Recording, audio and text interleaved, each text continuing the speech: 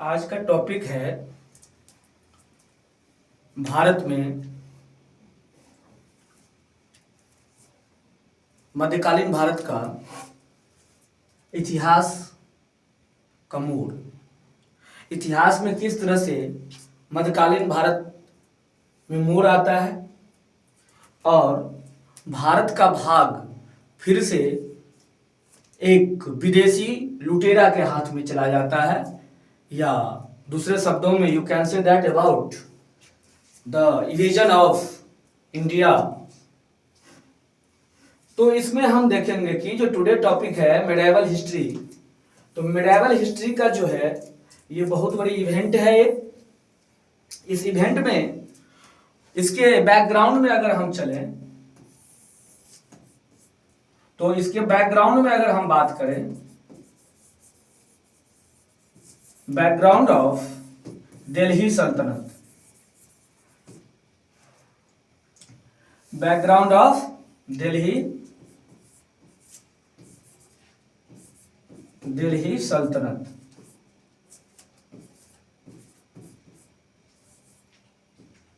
दिल्ली सल्तनत, ये दिल्ली सल्तनत के बैकग्राउंड में अगर बात करूं तो हमें सबसे पहले ये देखना पड़ता है कि दिल्ली में जब दिल्ली सल्तनत का स्थापना होता है, यानी एस्टैब्लिशमेंट ऑफ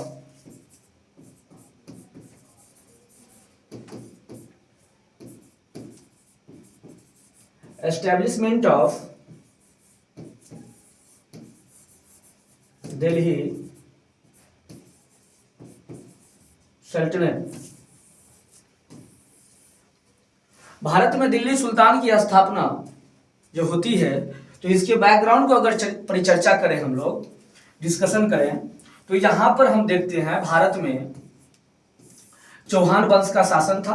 भारत बोले तो दिल्ली पर, यानी आप दूसरे शब्दों में आप कह सकते हैं कि दिल्ली पर जो था वह चौहान था।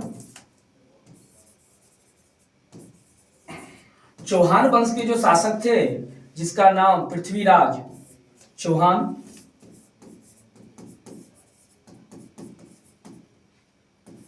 पृथ्वीराज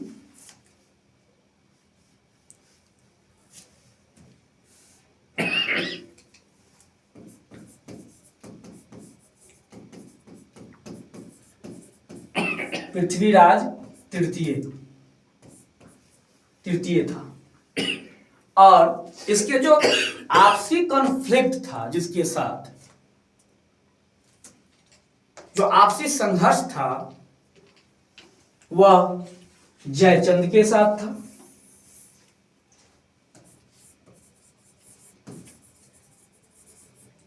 जयचंद, यानी दोनों के बीच में आपसी कॉन्फ्लिक्ट चलता था, आपसी स्ट्रगल था। वो पॉलिटिकल स्ट्रगल नहीं था, इसका आपसी इंडिविजुअल स्ट्रगल था, जिसमें पृथ्वीराज चौहान ने क्या किया कि जयचंद की बेटी थी संयोगिता, ये याद रखना है, संयोगिता, जयचंद की बेटी संयोगिता को किडनैप कर लिया, और किडनैप करने के बाद उससे उसने लव मैरिज शादी कर लिया। अब ये दोनों दोनों भारतीय राजाओं के बीच में आपसी संघर्ष शुरू हो गया। इधर आपको ध्यान में होगा कि 712 ईस्वी से मोहम्मद बिन कासिम पहला मुस्लिम अटैक करने वाले भारत में होते, और जब मोहम्मद बिन कासिम के बाद और एक ताकतवर मुस्लिम रूलर के रूप में, कमांडर इन चीफ के रूप में जब मोहम्मद गोरी का आगमन होता है, मोहम्मद गोरी, ये मोहम्मद गोरी गोर के रहने वाले होते हैं। इसका जैसे आगमन होता है और भारतीय कल्चर और एसेट्स, या आप कह सकते हैं भारतीय संपन्नता के कारण मोहम्मद गोरी भारत पर अपना साम्राज्य स्थापित करने का प्रयास करता है। ओके, अब देखिए भारत का भाग किस तरह से हिंदू राजाओं से किस तरह से मुस्लिम राजाओं में के पास चला जाता है। ये एक हिस्ट्री में अपने आप में एक हिस्टोरिकल इवेंट है। तो थोड़ा मैं क्लियर करता हूं। आज पृथ्वीराज चौहान ने जयचंद की बेटी संयोगिता को भगा के शादी कर लिया। तो दोनों की आपसी मतभेद था। तो इधर मोहम्मद गोरी ने पृथ्वीराज चौहान को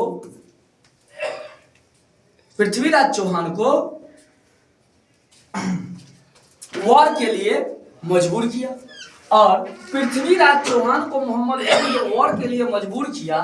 तो पृथ्वीराज चौहान और मोहम्मद गोरी के बीच दो युद्ध होती है। पहला होता है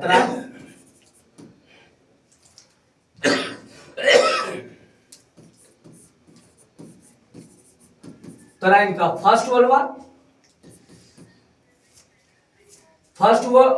वॉर 1151 में, और तराइन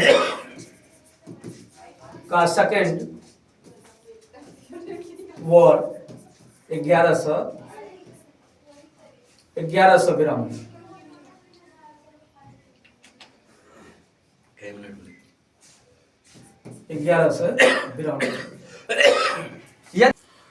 तो यहां पर यदि भारत का ये दो महान राजाओं, दो महान शासक, एक तरफ जयचंद, दूसरा तरफ पृथ्वीराज चौहान, ये दोनों संयुक्त शक्तियां अगर एक साथ लड़ता तो भारत की भाग मुस्लिम के हाथ में नहीं जाता, और भारत में मुस्लिम वंश की यानी कि आप कह सकते हैं गुलाम वंश की स्थापना भारत में नहीं होता।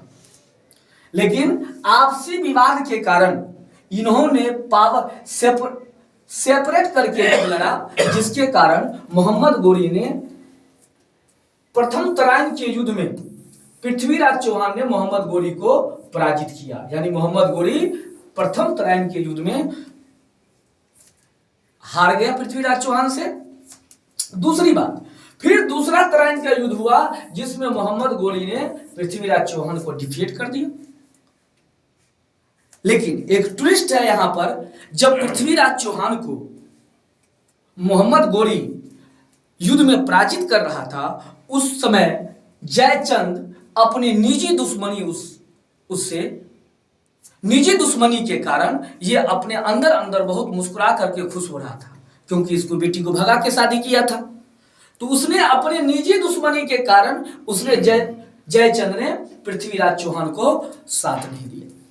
फलतः अंततः यह हुआ, जब मोहम्मद गोरी ने तराइन के द्वितीय युद्ध में पृथ्वीराज चौहान का काम तमाम कर दिया, तब देखा कि जो अब मुझे भारत में अगर कोई टक्कर देने वाला है, या भारत में अगर मैं दिल्ली सुल्तान का जो स्थापना करूंगा, या दिल्ली में मैं अपना सल्तनत का स्थापित करूंगा, तो एक शक्तियां और बच गई। वह शक्तियां थी जयचंद।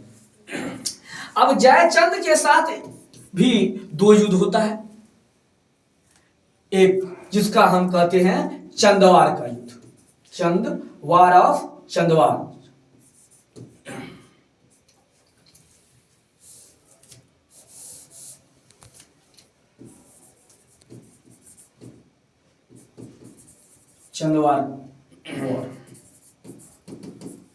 चंदवार का जो युद्ध होता है, तो यहां दो शक्तियां फिर होती है। एक तरफ होता है जयचंद और दूसरे तरफ होता है मोहम्मद गोरी, और मोहम्मद गोरी चंदवार के युद्ध 1194 ईस्वी में फिर से जयचंद को हरा देता है, और अंततः फाइनली फिर मोहम्मद गोरी का रास्ता साफ हो जाता है, और भारत में दिल्ली सल्तनत की स्थापना हो जाती है।